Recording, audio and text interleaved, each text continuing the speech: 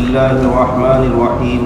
اللہ تعالیٰ نے فرمایا کہ اگر تم رسول اللہ صلی اللہ علیہ وسلم کی مدد نہیں کرو گے تو اس سے اللہ اور اس کے رسول کو کوئی نقصان نہیں پہنچے گا۔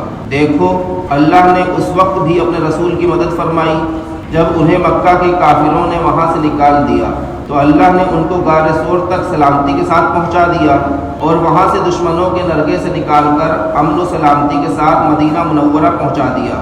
آدمی کے مومن ہونے کی علامت یہ ہے کہ وہ نماز وقت کی پابندی کے ساتھ اور خشوع و خضوع سے ادا کرتا رہے اور راہ خدا میں خوش دلی اور اخلاص سے خرچ کرتا رہے، اور منافق ہونے کی علامت یہ ہے کہ وہ نماز میں سستی اور غفلت کرتا ہے اور دکھاوے کے لیے پڑھتا ہے، اور جب راہ خدا میں خرچ کرنے کا موقع آتا ہے تو بد دلی کے ساتھ مسلمانوں کو دکھانے کے لیے خرچ کرتا ہے۔ اللہ تعالی ہم سب کو دل لگا کر نماز پڑھنے اور راہ خدا میں خوش دلی کے ساتھ خرچ کرنے کی توفیق عطا فرمائے۔ اللہ تعالی مومنین کے اچھے کاموں سے خوش ہو کر جنت میں ہر قسم کی جسمانی اور روحانی نعمتیں اور خوشیاں عطا فرمائے گا، مگر سب سے بڑی نعمت اللہ تعالیٰ کی دائمی رضامندی ہوگی۔ خود اللہ تعالیٰ جنت میں اپنے بندوں سے فرمائے گا، اے میرے بندو، میں ہمیشہ ہمیش کے لیے تم سے خوش ہو گیا ہوں، آج کے بعد میں تم سے ناراض نہیں ہوں گا۔ مومنین کے لیے یہ بہت بڑی کامیابی ہوگی۔ اللہ تعالیٰ ہم سب کو اپنی رضا و خوشنودی عطا فرمائے۔ لوگوں کو چاہیے کہ کم ہنسیں، کیونکہ زیادہ ہنسنے سے دل مردہ ہو جاتا ہے، انسان ایمانی لذت سے محروم ہو جاتا ہے، اور اس سے لوگوں کی نگاہ میں اس کا وقار و مرتبہ بھی گھٹ جاتا ہے۔ اس لیے زیادہ نہ ہنسنا چاہیے، بلکہ اللہ کے ڈر، موت، آخرت اور اپنے گناہ کو یاد کر کے خوب رونا چاہیے، کیونکہ اللہ کے خوف سے رونے والی آنکھ کو جہنم کی آگ نہ چھوئے گی۔ لہٰذا ہمیں چاہیے کہ کم ہنسیں اور اللہ تعالیٰ کو یاد کرتے ہوئے اپنے گناہوں پر شرمندہ ہو کر خوب روئیں۔ اللہ تعالیٰ نے مسجد قباء کی تعریف کرتے ہوئے فرمایا کہ اس کی بنیاد اخلاص و تقوی پر رکھی گئی ہے، اور اس میں نماز پڑھنے والے ایسے صحابہ ہیں جو گناہوں اور برے اخلاق کے ساتھ ساتھ ظاہری ناپاکی اور گندگی سے بھی خوب پاک صاف رہتے ہیں، اور وضو و غسل اور پاکی کا خوب اہتمام کرتے ہیں۔ اللہ تعالیٰ ایسے پاکیزہ لوگوں کو پسند کرتا ہے، لہٰذا ہمیں بھی ظاہری ناپاکی اور گناہوں سے بچتے ہوئے اپنی مسجدوں کی بنیاد نام و نمود کے بجائے اخلاص و تقوی پر رکھنی چاہیے۔ آپ صلی اللہ علیہ وسلم انتہائی شفیق اور مہربان تھے، ہر وقت اپنی امت کی نجات اور کامیابی کے لیے فکر مند رہتے تھے۔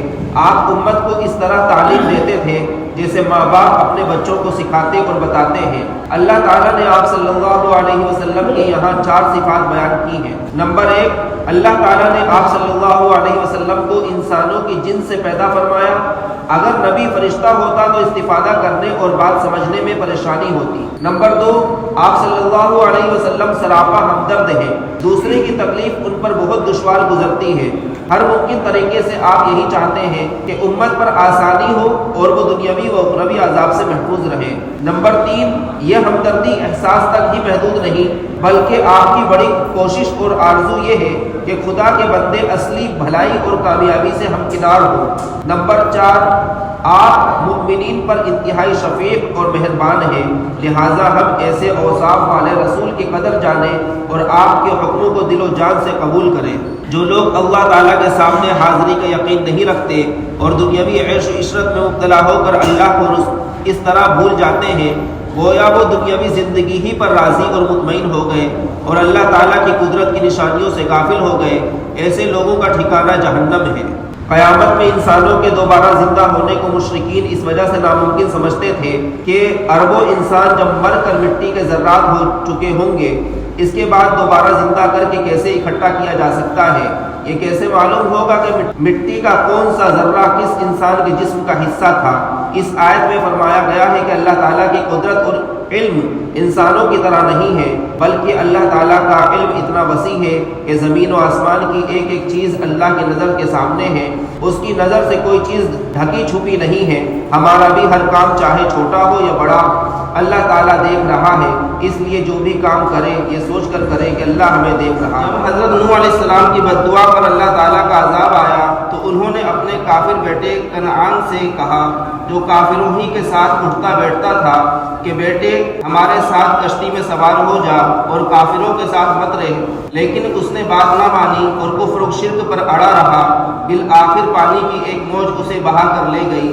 معلوم ہوا کہ اللہ تعالیٰ کے یہاں حسب و نسب کا معیار نہیں ہے، بلکہ اس کے یہاں کامیابی کا معیار ایمان اور نیک اعمال ہے۔ حضرت صالح علیہ السلام نے اپنی قوم کو ایک اللہ کی عبادت کرنے کی دعوت دی اور اس کے احسانات گنا کر شرک و بت پرستی سے توبہ کرنے کا حکم دیا۔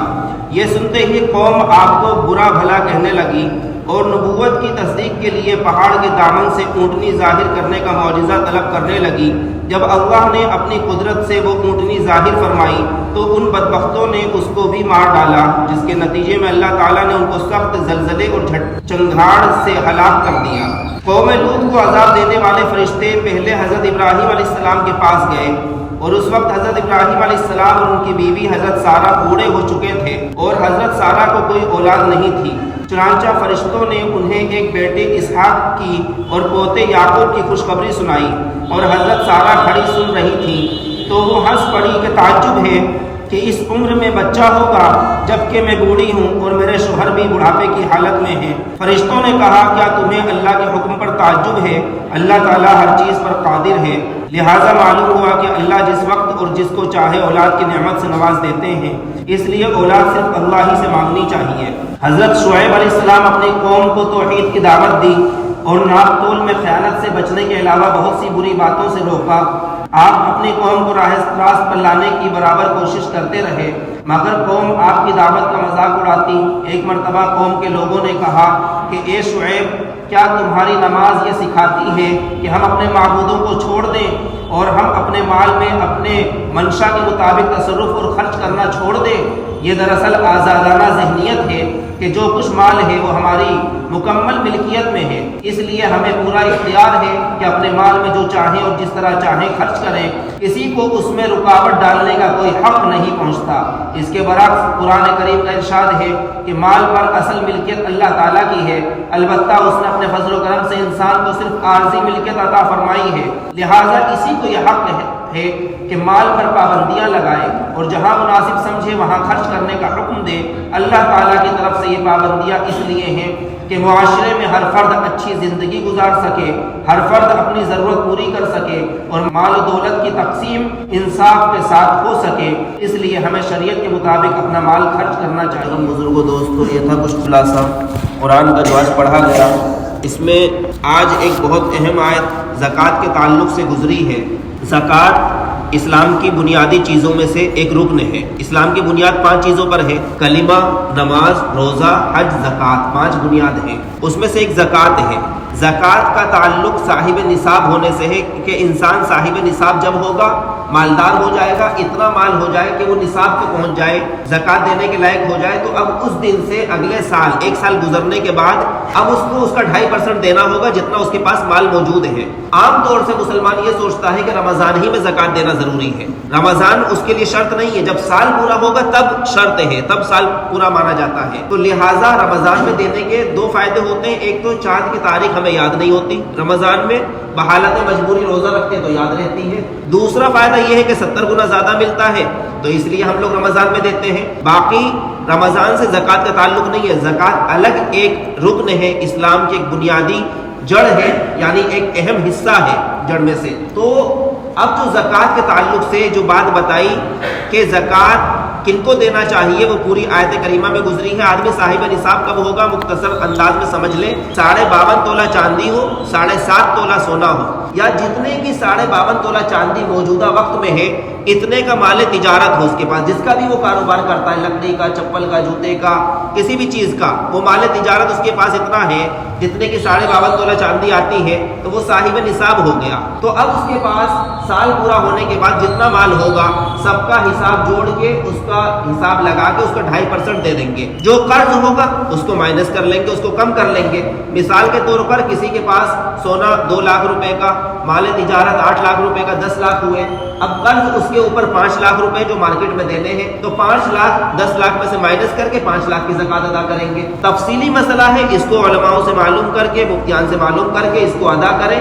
اور زکوٰۃ نہ دینے کا جو جرم ہے اور اللہ کی جو پکڑ ہے اس کو قرآن میں آج بیان کیا گیا ہے اور پڑھا گیا ہے کہ فَتُقْوَى بِهَا جِبَاهُهُمْ وَجُنُوبُهُمْ وَظُهُورُهُمْ، کہ ان کے پہلوؤں کو، پیشانیوں کو اور پیٹھ کو داغ دیا جائے گا اس مال کو آگ میں پکا کے قیامت کے دن، اور کہا جائے گا ھذا ما کنزتم لانفسکم فذوقوا ما کنتم تکنزون، یہی وہ مال ہے جس کو تم نے جمع کر کے رکھا اور اس کی زکوٰۃ نہیں دی، اب تم جمع کرنے کا مزہ چکھو. تو اللہ تعالی ہم کو ایسے عذاب سے، ایسے گرفت سے بچائے اور ہم صاحب نصاب ہو تو وقت پر زکوٰۃ ادا کرنے کی توفیق عطا فرمائے. مال کے تصرف کے تعلق سے جیسا کہ کل زکوٰۃ کے تعلق سے بات آئی تھی اور آج بھی مال کے تعلق سے بتایا گیا کہ جان اور مال دونوں ہی اللہ کا دیا ہوا ہے. ہم اس میں اپنے مرضی کے مطابق کچھ عمل دخل نہیں کر سکتے. ہم جہاں چاہیں وہاں چلے جائیں، جیسے چاہیں ویسے پیسے اڑا دیں اور جہاں سے چاہیں حلال حرام کی تمیز نہ کریں، ایسا نہیں ہے. بلکہ اللہ تعالیٰ نے جان دی ہے اور اللہ تعالیٰ ہی نے مال دیا ہے اور اس کا حساب بھی اللہ کے ہاں دینا ہوگا. اور جو خرچ کرنے کا طریقہ بتایا، جیسا کہ کل مسئلہ گزرا تھا زکوٰۃ کے تعلق سے سرسری طور پر تھوڑا سا خلاصہ، اس میں ایک بات رہ گئی تھی. عام طور پر کچھ مسلمانوں کا، بلکہ میں کہوں ہم لوگوں کا مزاج کچھ ایسا بھی ہے، جہاں بہت ساری خرابیاں ہم میں جنم لیتی ہیں، وہیں ایک خرابی یہ بھی آ گئی ہے. بہت سے لوگوں کو دیکھا کہ اگر وہ کسی کو زکوٰۃ کا مال دیتے ہیں تو اس طرح دیتے ہیں جیسے بہت بڑا احسان کر رہے ہیں اس کے اوپر. ایسا نہیں ہے. آپ کسی مدرسے میں دے رہے ہیں یا کسی غریب کو دے رہے ہیں، چاہے کسی فقیر کو دے رہے ہیں، چاہے وہ رشتہ دار ہو چاہے پرایا ہو، آپ اس کے اوپر احسان نہیں کر رہے، وہ آپ کے اوپر احسان کر رہے ہیں کہ آپ سے زکوٰۃ کا مال لے رہا ہے. اللہ تعالیٰ جب چاہے، جس وقت چاہے، اسے اتنی قدرت ہے کہ وہ آپ کو اس صف میں کھڑا کر دے کہ آپ کا ہاتھ مانگنے والا ہو اور اس کا ہاتھ دینے والا ہو. اللہ تعالیٰ نے آپ کو مال دیا، صاحب نصاب بنایا، اللہ کا شکر ادا کریں. اور اللہ تبارک و تعالیٰ نے آپ کو دینے کی طاقت دی تو اللہ کا بڑا احسان ہے. اور بڑے افسوس کی بات تو یہ ہے، یہاں تک میں نے خود دیکھا ہے اپنی آنکھوں سے، اللہ ہم سب کی اصلاح فرمائے اور حفاظت فرمائے. ایک صاحب کے جملے یہ تھے کہ میں تو فلاں مدرسے میں زکوٰۃ نہیں دوں گا، میں فلاں پروگرام میں گیا تو اس نے مجھے سلام نہیں کیا. ارے بھائی سلام نہیں کیا، وہ کوئی غلام ہو گیا آپ کا؟